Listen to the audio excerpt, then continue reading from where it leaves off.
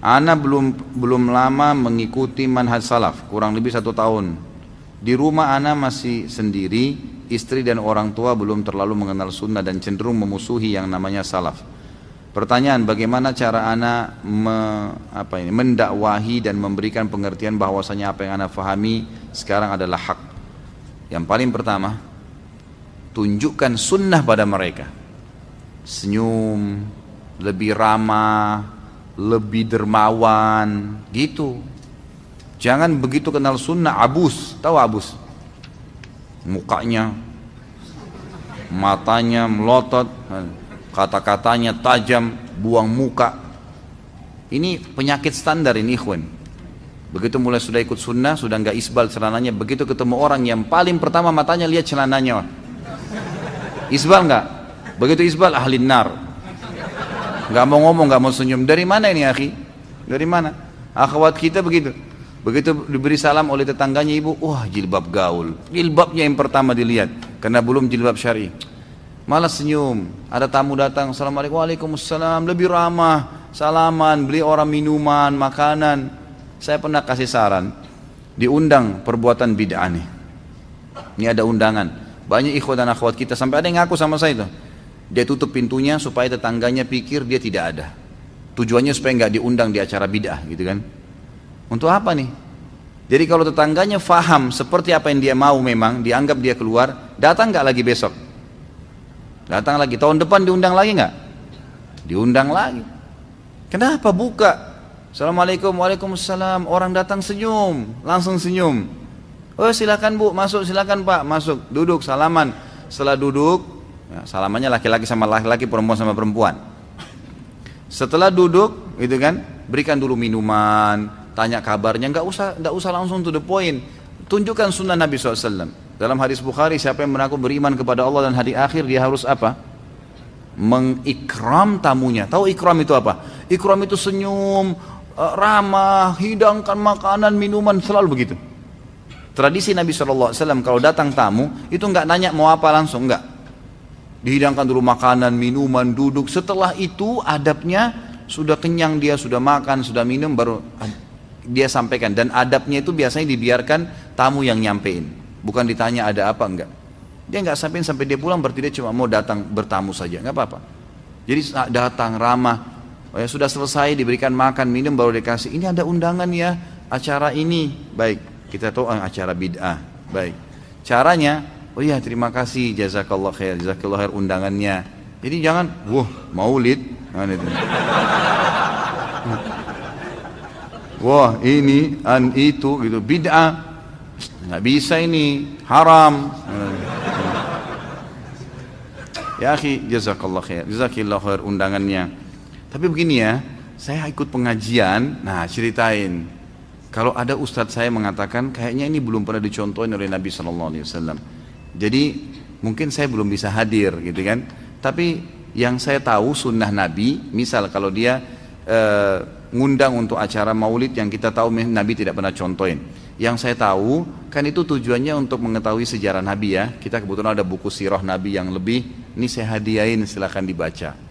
Misal contoh, gitu kan? Atau apalah ya, apa saja undangan kita jadikan itu sebagai ajang orang nyaman, gitu. Orang nyaman sama kita. Jadi senyum, supel. Kalau ada orang mati, kita yang paling pertama takziah. Paling pertama muncul kita di situ, gitu kan? Takziah sunnah Nabi, datang, doakan, sabarkan, pulang. Antar makanan, antar minuman, sunnah Nabi. Ini enggak, tetangganya belum kenal sunnah, wah ini pasti macam-macam nih acaranya sebentar. Pasti ada berzanji, pasti ada tahlilan, pasti ada begini. Udah saya nggak usah hadir deh, lebih baik, gitu kan? Untuk apa? Kenapa akhi? Jadi mereka tidak bakal pernah kenal apa itu sunnah, dan dianggap antum benci tuh kalau ada cara takziah. Padahal kita nggak benci, gitu kan? Itu kan sunnah Nabi. Datang tunjukin sunnah Nabi SAW. Ada jenazah, tetangga meninggal, kita yang paling pertama datang, bantu urus apa, gitu kan? Mungkin kita bisa mandiin, kita tahu hukumnya, pernah pelajari, oh cara memandikan jenazah ala Nabi SAW ini begini, kita praktekin. Biar saya bantu ya mandiin, sesama jenis ya. Jadi mandiin, baik kita mandiin, kita yang kafani, oh ini ada buku nih, ada buku cara kafanin begini, kita kasih hadiah buku-buku. Jadi kita masuk, praktekin sunnah sama mereka. Mestinya begitu. Antum laki-laki sudah kenal sunnah, makin sayang sama istrinya, makin ramah, ya gitu kan. Kalau dulu tidak pernah meluk, sekarang lebih sering meluk. Tidak pernah kata sayang, sekarang lebih senang sayang. Sekarang lebih supel, lebih suka membantu kasih uang. Dulu cuman berapa 1 bulan, sekarang lebih. Wah, ini bagus nih perubahannya. Istrinya bisa tanya, taklim di mana tuh? Gak apa-apa deh sampai jam 12 malam. Nah, nafkahnya naik kan gitu. Tapi kalau antum tambah pelit, sudah berjenggot, kemudian mukanya nggak pernah senyum, lalu istrinya minta, bang beli ini dong, nggak ada. Nggak usah mubazir, banyak-banyak, nggak usah. Pelit. Padahal Nabi SAW sangat ringan tangan, gitu kan? Pahalanya besar. Jadi tunjukkan sunnah pada mereka, gitu kan? Jangan malah musuhin.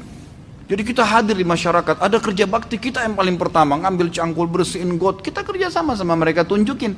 Memang begitu sunnah. Jadi orang melihat perubahan itu berefek yang baik. Kalau kita malah menjauh, jadi kita praktekin sunnah dalam diri kita, tapi kita hilangkan sunnah di masyarakat, ini salah. Nggak bisa. Orang tua kita makin bakti dengan orang tua. Kalau dulunya kita cuma sekedar beliin barang, mungkin sekarang kalau lagi pas di rumah, ibu kita lagi duduk, dipijitin kakinya, gitu kan. Lebih banyak baktinya, apa saja, gitu kan. Bukankah banyak sekali para salaful ummah yang bakti dengan orang tuanya dengan beragam macam cara. Ada yang sengaja dinginin susu, terus diminumin dengan tangannya, gitu kan. Ada yang sengaja membersihkan kotorannya orang tuanya, banyak perbuatannya. Gitu kan? Buat yang memang luar biasa sunnah, pasti orang tua kita senang tuh, karena ternyata perubahan secara penampilan ini membawa efek lebih baik ke masyarakat, dan memang itu sunnah Nabi SAW. Mestinya begitu, gitu kan? Jadi mulai sekarang belajar senyum, ya.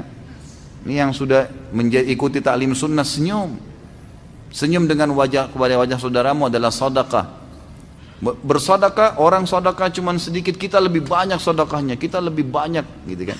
Sebarin buku-buku, bagi Al-Quran, masjid dekat rumah, mau dibantu, kita yang lebih banyak membantu, seterusnya, gitu kan. Maka itu insya Allah akan lebih menjadi asas dakwah yang lebih tepat, gitu. Seberapa penting hadiah dalam suami istri? Apakah mempengaruhi rasa cinta? Masa mesti diajar ini? Hah? Atau mungkin belum pengalaman kali? Baiklah. Tentu saja penting. Kata Nabi SAW, tahadu, tahabu.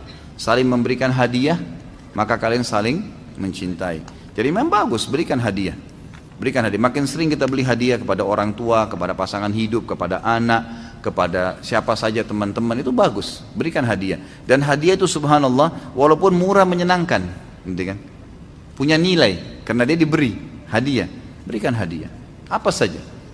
Kalau istri kita suka bunga, beliin bunga, gitu kan. Kalau dia suka makanan, beliin makanan. Mungkin suka dengan pakaian atau perabot rumah, dibeliin pada saat ada rezeki. Buat memang kejutan-kejutan sehingga membuat dia bahagia. Itu bagus, ya. Tidak ada masalah. Seorang istri juga begitu, pada saat diberikan uang sama suaminya beli baju, selain beli bajunya dia, juga dibeliin satu buat suaminya. Jangan lemarinya sendiri yang penuh, gitu kan. Suami juga dibeliin baju kaos, dibeliin ini, saya juga beliin tadi ini. Ya, walaupun dari uang dia sendiri, enggak usah beliin saya, saya enggak nyaman rasanya kalau cuma beli sendiri. Ya, jadi bisa melahirkan itu boleh, itu lebih baik. Jadi itu satu hal, sunnah Nabi SAW.